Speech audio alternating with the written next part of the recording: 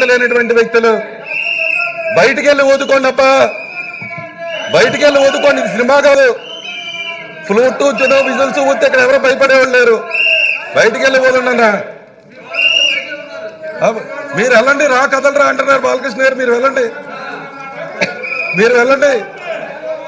మీ రా కదలరా అంటే మీ లోకేష్ గారే రావట్లా, నెల రోజుల నుంచి వారే రావట్లేదు.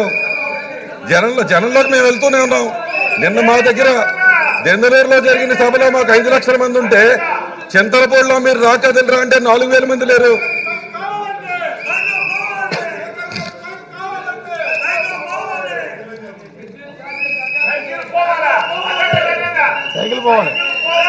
అధ్యక్ష వాళ్లే సైకిల్ పోవాలనుకుంటున్నారు అధ్యక్ష, వాళ్లే సైకిల్ పోవాలంటున్నారు అధ్యక్ష,